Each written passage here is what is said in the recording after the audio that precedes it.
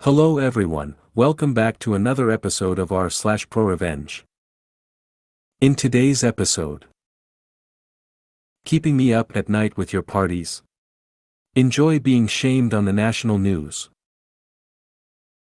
Before we get started, make sure to subscribe so you will never miss a video. So let's get started. Keeping me up at night with your parties. Enjoy being shamed on the national news. In September of 2020, the apartment next to mine was let out to two young women, both students. After they settled in a bit, it turned out they wanted to have a party. No big deal, except Belgium was in full lockdown at this point due to COVID, and you were supposed to only have one fixed visitor over. But then again, to be young again etc., so I didn't really care. During this time, I was working in healthcare. I work with the mentally disabled, but I volunteered for the ad hoc COVID team, meaning I got called upon to tend to those residents who were sick and needed quarantining, or were effectively diagnosed with COVID. This meant pretty long working hours, and I spend about 10 to 11 hours a day at work, with a full hour bike ride to and from work. Needless to say, I was pretty tired pretty much all the time. So I wasn't looking forward to the noise from a party, but I'm pretty chill and know that living in the city, some noise is to be expected.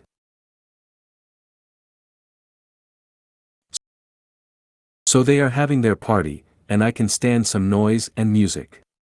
But this party was wild. People shouting full on, in the hallway. Wrecking things etc. etc.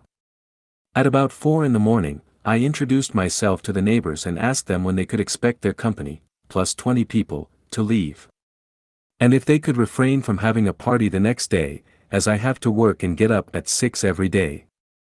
So they promised they would keep it down the rest of the night, they didn't, and that they wouldn't have a party the next day. Plot twist, they did have another party. And then did another one the day after. At this point, I had been going a full 3 nights without sleep and was nearing neurosis. Every night I had talked to the girls and every night they would be full of apologies and stuff, but nothing would change.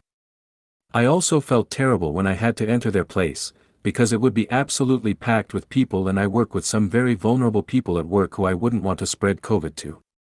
This was pre-tests, pre-vaccines, pre-much of the knowledge we now have about COVID. Luckily the weekend came and they went to their parents and I could recover a bit.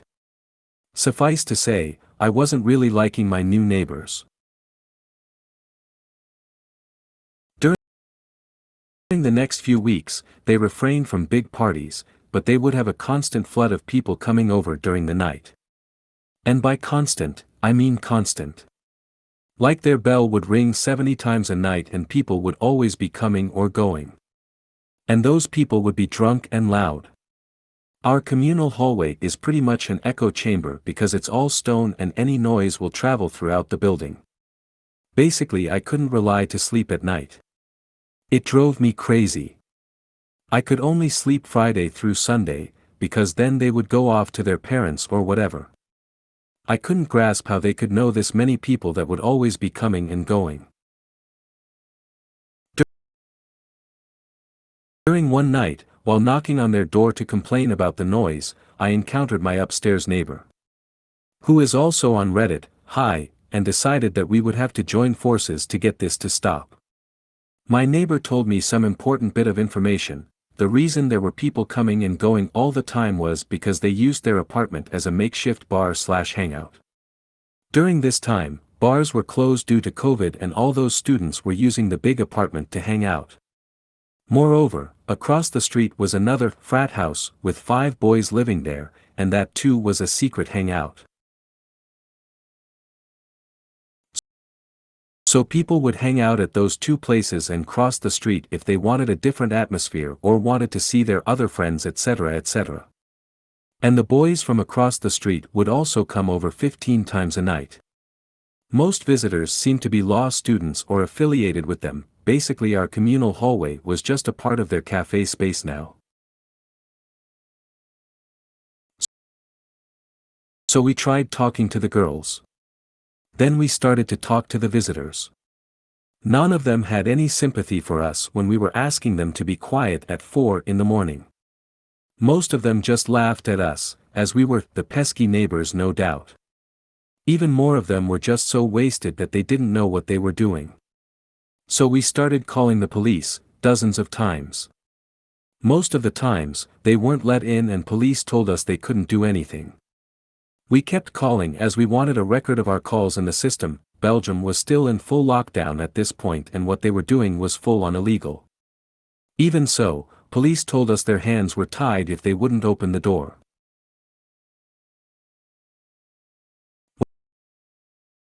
When the police couldn't help, I turned to the next best thing. I'm a social worker and so I have no problems looking up information and calling around to look for help.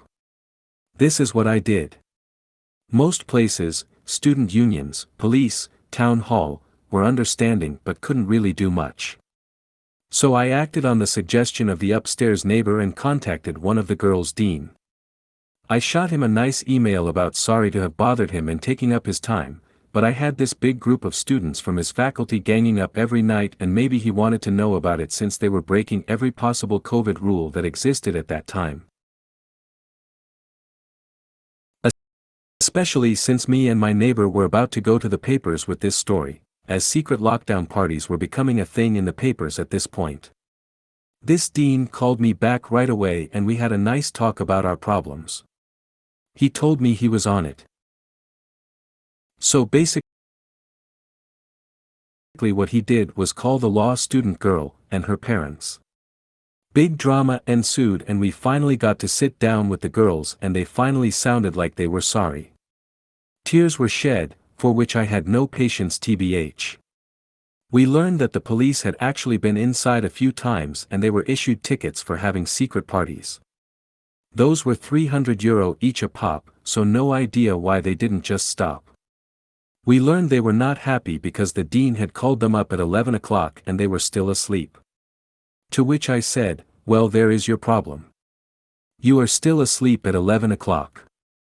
I'm up at 6 every day and you girls haven't been a bit understanding about that. So we got to feel a bit like we got our revenge and we got to vent, but we kept it kinda nice and parted in good terms, hoping that this would been it and we could live together as nice neighbors. But if that were the case, I wouldn't be here, right? You'd think they would have gotten the point now, and would refrain from making noise and partying. Well, you'd be wrong.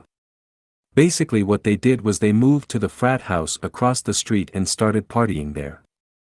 There were slightly less people running to and fro, but the noise was still a problem and we were now in the middle of the second COVID wave and these people were meeting up with big groups like crazy, while I hadn't seen a soul in almost a year. Never mind the people at my work, who were forbidden from even going to their own friggin' family. The whole thing was just ridiculous.